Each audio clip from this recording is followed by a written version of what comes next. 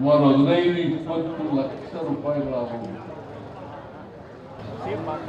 ಅಷ್ಟೊಂದು ದುಬಾರಿ ವೆಚ್ಚವನ್ನ ಬಡವರಿಗೆ ಭರಿಸಲಿಕ್ಕೆ ಸಾಧ್ಯನಾ? ಸುಮಾರು 15-20 ಲಕ್ಷ ರೂಪಾಯಿಗಳಾಗಬಹುದು. ಅಷ್ಟೊಂದು ದುಬಾರಿ ವೆಚ್ಚವನ್ನ ಬಡವರಿಗೆ ಭರಿಸಲಿಕ್ಕೆ ಸಾಧ್ಯನಾ? ಬಡವರಿಗೆ ಮತ್ತು ಕೆಳ ಮಧ್ಯಮ ವರ್ಗದವರಿಗೆ, ಯಾಕೆಂದ್ರೆ ಆ ವರ್ಗದ ಜನ ಸರ್ಕಾರಿ ಆಸ್ಪತ್ರೆಗಳ ಮೇಲೆ ಹೆಚ್ಚು ಅವಲಂಬನೆ ಆಗಿರುತ್ತೆ. ಅದಕ್ಕೋಸ್ಕರ ಅವರಿಗೆ ಗುಣಮಟ್ಟದ ಆರೋಗ್ಯ ಸೇವೆಯನ್ನು ಕೊಟ್ಟು ಅವರಿಗೆ ಬಂದಿರತಕ್ಕಂಥ ಕಾಯಿಲೆಗಳನ್ನು ವಾಸಿ ಮಾಡಿಕೊಡೋದು ಇದೆಯಲ್ಲ, ಅದು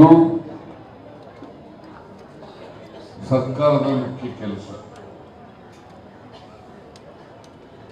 ಅದಕ್ಕೋಸ್ಕರ 2016 ನಾವು ಅನೇಕ ಜಿಲ್ಲೆಗಳಲ್ಲಿ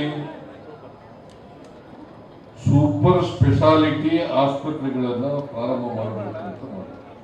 ಮೈಸೂರಿನಲ್ಲಿ, ಇಲ್ಲಿ ಶಿವಾಜಿನಗರದಲ್ಲಿ, ಗುಲ್ಬರ್ಗದಲ್ಲಿ, ಬೆಳಗಾಂನಲ್ಲಿ, ಹುಬ್ಬಳ್ಳಿನಲ್ಲಿ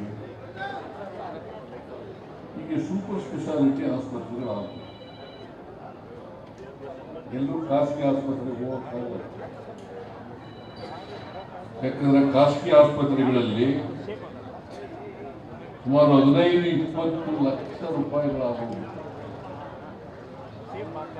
ಅಷ್ಟೊಂದು ದುಬಾರಿ ವೆಚ್ಚವನ್ನ ಬಡವರಿಗೆ ಭರಿಸಲಿಕ್ಕೆ ಸಾಧ್ಯನಾ?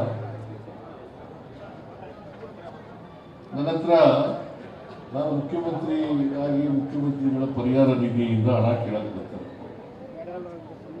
ಕೆಲವು ಬಡವರು, ಕೆಳ ಮಧ್ಯಮ ವರ್ಗದವರು ಖಾಸಗಿ ಆಸ್ಪತ್ರೆಗೆ ಹೊರಟೋಗಿದ್ದಾರೆ.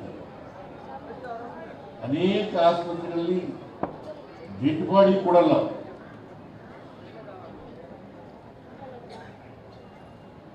ದುಡ್ಡು ಕಟ್ಬಿಟ್ಟು ತಗೊಂಡು ಹೋಗಿ ಅಂತ ಹೇಳ್ತಾರೆ. ಮನುಷ್ಯತ್ವನೇ ಇಲ್ಲದೆ ಇರ್ತಕ್ಕಂಥ ಆಸ್ಪತ್ರೆಗಳು ಕೂಡ ಇದ್ದಾವೆ. ಅದಕ್ಕೆ ನಾವೆಲ್ಲ ಕಡೆ ಸೂಪರ್ ಸ್ಪೆಷಾಲಿಟಿ ಆಸ್ಪತ್ರೆಗಳನ್ನ ವಸೂಲು ಮಾಡಬೇಕು. ನಾನು ಅದಕ್ಕೆ ಮುಖ್ಯಮಂತ್ರಿ ಆಗಿರುವಾಗ ಎಲ್ಲ ತಾಲೂಕು ಕೇಂದ್ರಗಳಲ್ಲಿ ಈ ಡಯಾಲಿಸಿಸ್ ಸೇವೆ ಒದಗಿಸಿಕೊಡ್ತಕ್ಕಂಥ ಕೆಲಸವನ್ನು ಮಾಡಬೇಕು. ಎಲ್ಲ ತಾಲೂಕು ಆಸ್ಪತ್ರೆಗಳಲ್ಲಿ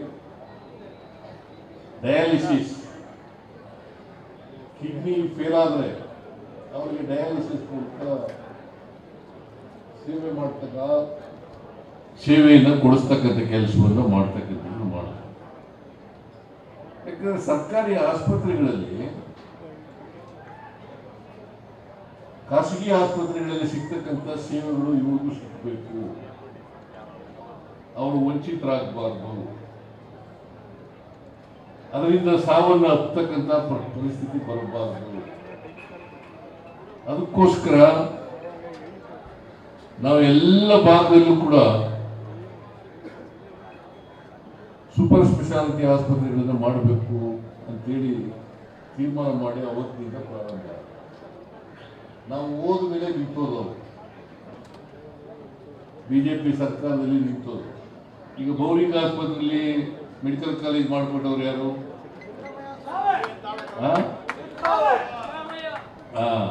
ಅಲ್ಲಿ ಬೌರಿಂಗ್ ಆಸ್ಪತ್ರೆಯಲ್ಲಿ ಒಂದು ಮೆಡಿಕಲ್ ಕಾಲೇಜ್ ಬೇಕು.